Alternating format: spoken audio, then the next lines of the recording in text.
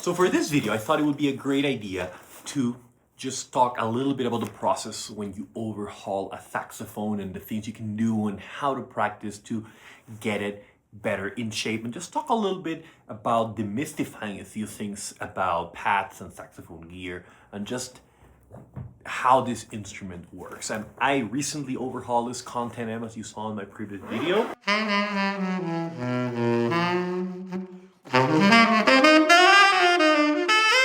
This is a gorgeous horn. It's from the 1940s. Think it might be pre-World War II. These horns were just made beautifully. I've always been a fan of the Conn 10Ms, mainly because of the beefy and silky sound that they have and the naturally bigger bore, as you can see here. I got it on eBay a few months ago, then came here to Mexico and got it overhauled with Agustini Jessica's a great overhaul guy, a great technician and luthier, and now it's really in perfect shape. I still haven't played it as much, and this is the myth number one, and something that I really want to make sure you understand in this video. When you overhaul a saxophone, and honestly, I haven't even done this as many times in my life. This is the second time I overhaul a horn, and the main thing to understand is that it won't play great right after you overhaul it yet. It will feel very tight because of the pads. The pads are all new and the pads are going to be like very tight and dry, and that's normal. So actually it's funny because, and this is something I really didn't know that much until I talked with Jack Tyler from Boston Sax, and it's the fact that a lot of sax players, we actually get so used to the leaks, you know, the natural leaks that happen when you play and you don't get your horn to repair, that we actually sort of learn how to play against the leaks, right? So we kind of gain the resistance, because when you play, when there are leaks and you blow, there's a point where the leaks actually sometimes help not push the sound back so much, right? So when the horn is fully overhauled and there are no leaks, right, sometimes we're not used to that feeling. So our technique gets affected. So when I played this horn the first time after overhaul, I felt this like all this resistance coming back to me, especially in the low range, because it's all so tight. You know how you know it's perfectly when you play the subtone in the low range and it sounded perfect. But to play louder, it's a lot harder when it's recently overhauled. So that's something about leaks, and it's really interesting. I think Jack was telling me a story about Joe Lovano when he fixed one of his horns, and he was so used to playing with leaks. His horn was full of leaks, and then when he overhauled it and he played a note, and it just bounced back, and it sounded like the overtone, you know, just because a lot of his players, sometimes they're used, even great, amazing players. You know, I got so used to like some leaky horn, especially I'm playing some older comps that I never, like my 12M, I never overhauled it. Sorry, yeah, my 12M, my Barry sax. And I'm used to certain leaks, you know? So now when you fix it, all of a sudden it's a different feeling that you need to get adjusted to that, right? And this is something I've been learning now with this gorgeous horn. Now, of course, in the case of this one, it hasn't been used for ages. So it needs some more playing, some more love, you know, than any other regular horn. But I wanted to make this video about this because just telling you a little bit about my experience and some things to keep in mind. Well, first of all, of course, keep in mind it's important to go to a technician every 6 months or so. Take your horn for a checkup. There's so many things that get out of shape and you don't notice them, and then they just compound, and then there's a point where your horn is super leaky and it just doesn't sound anymore.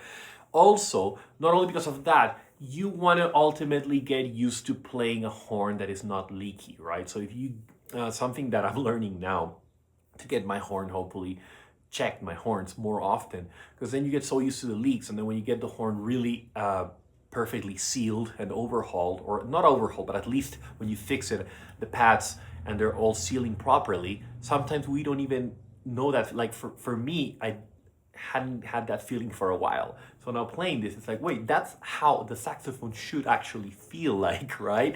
Of course, naturally during time, as you play, there's some leaks that are gonna happen and you're gonna play through them and it's fine. But what I'm saying is don't wait that long. It's something that we you know, we're all we can all be blamed for this. I wait so long for it, and of course it depends where you are. Sometimes in the US it's really expensive to do so, but it's really important to get your horn checked out. So what I'm gonna do now is I'm gonna play a little bit and talk about the things I feel like. Now keep in mind, this horn I've played it only for about, I know I bought it a few months ago, then I played it for a bit, but it was barely playable, right? Because all the pads were broken. So I brought it to Mexico, got it fixed. Then I played it for like 3 days, like 10 hours, not more than that. And then I went for a traveling. I went to a travel for like 18 days and didn't play anything at all. So this is a really interesting perspective as well, because I'm coming back to a horn that is fully overhauled, that I've only played for like 10 hours.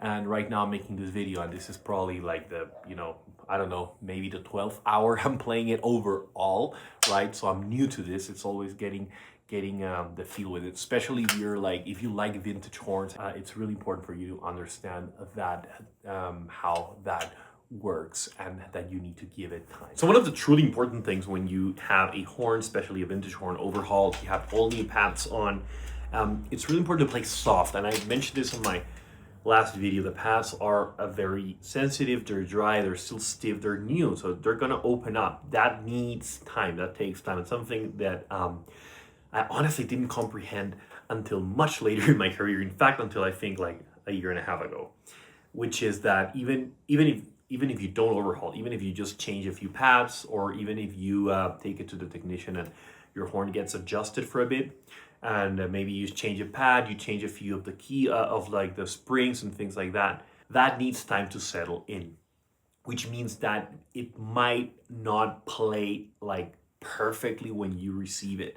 And that's something that took me a while, because sometimes I would receive the horn from the technician and it was not perfect that moment. I was like, oh, it's good, but there's, and then after I played it for 2 weeks, all of a sudden it was perfect, it opened up. So that's something, especially if you're changing pads to newer pads, they need to break in. And this is what is still happening with this one. They haven't broken in 100% yet. They're still doing it. And honestly, if you overhaul, that means you're changing all of the pads and springs and things like that. In this case, we kept some of the old springs because they were working really well. But then it's just the whole thing. So it needs a lot. You need time to adjust to the horn adjusts to you, and the pads need to break in and settle in so that the sound finally opens up. Now with this amazing Conn 10M, I can already feel the big sound because of this, how these metals are, and how the bell and everything is just about this old vintage American horns that are great, and I love them, that lush big band sound, but you need to play them softly. It's at least every day.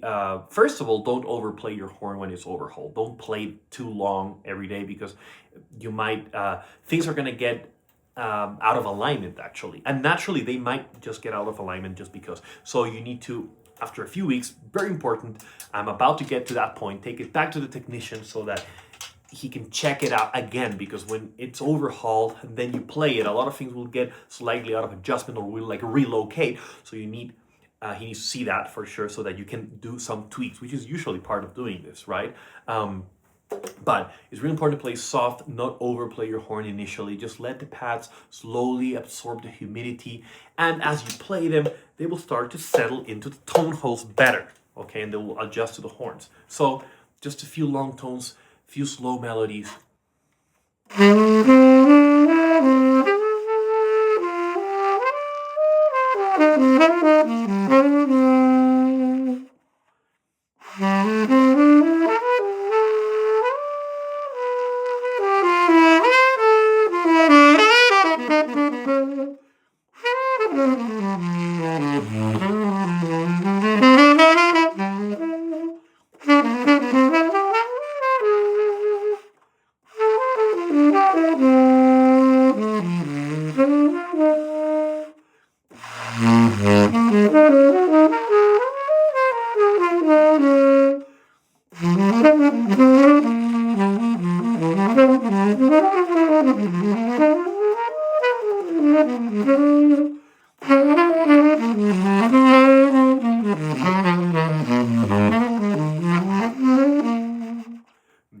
You notice a lot of this beautiful airy full sound, and that's also because the pads are sealing really nicely. So it's easier to play softer and subtone, and all of a sudden you feel that lush sound. Now, it's harder to play hard actually. If I play loud, the horn still give me some resistance back. Why? Because the pads are still stiff. So for you to play louder and to really, for the horn to feel like it's broken in, the pads need to loosen up, right? Like right now they're like this, right? So they need to stretch, like adjust better to tone holes. Then you take it back to the technician for a bit, and just all of a sudden you're gonna have the perfect horn. And you'll be part of the process, because I'm still in the process of taking it back, getting it a little bit more fixed, and you'll see how this horn is gonna open up. I'm still traveling. I'm still in Mexico, so I don't have my full studio setup with my current mic and all of that. So you'll hear it even when I go back and I take it to different places. You'll hear how this horn is going to open up even more. So that's pretty much it. You play soft, and then little by little it's going to open up.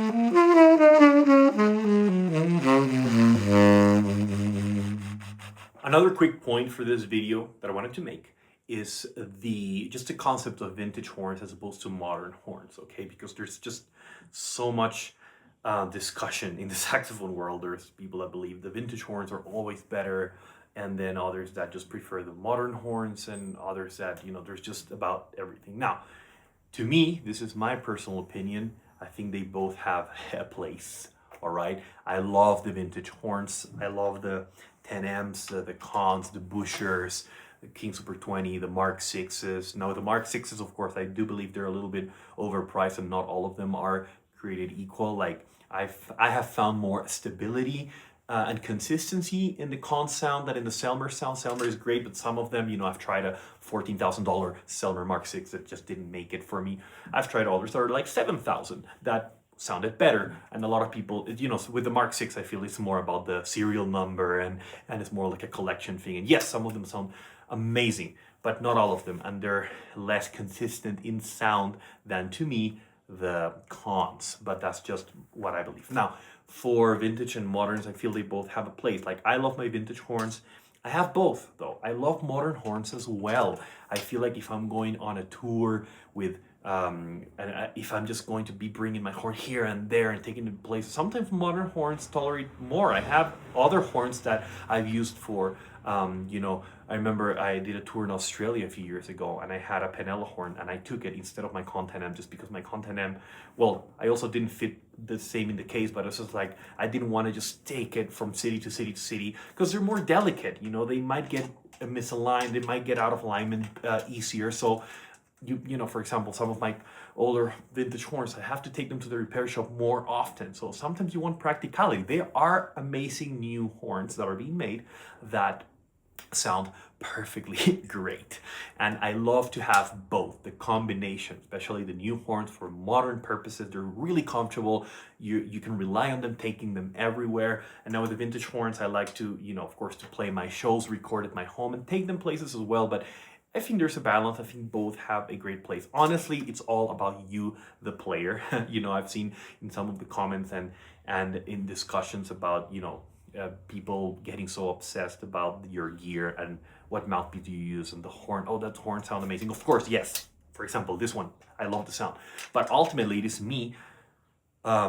It's my air and the way I play being translated through this piece of metal here, right? And it's a combination of the reed, the mouthpiece.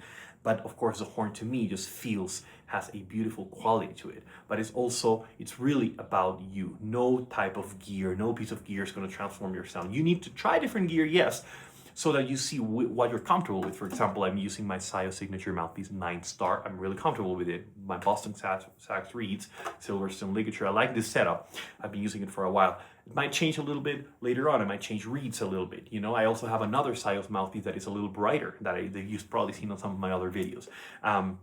This horn, you know, I love it, but at some point I might get another one just to get a different perspective. So I don't feel like you have to use the same thing, like, you know, the same horn for the rest of your life. I feel it's nice to have a variation in different things, but there is something about, you know, definitely keeping the same setup for a while to develop your sound, which is what I've done here. So that's just my thoughts about vintage and moderns. They both have a place. Of course, to me, the quality that some of these vintage horns have is just uncomparable. For example, on my alto, I have the new Confirmation by Conn, and I just love it. I have also the 6M, but to me, I can't compare them because maybe the 6M has a little lyrical thing, but for me, the Confirmation has a fat, thick sound, super comfortable, and it actually enables me to express myself better.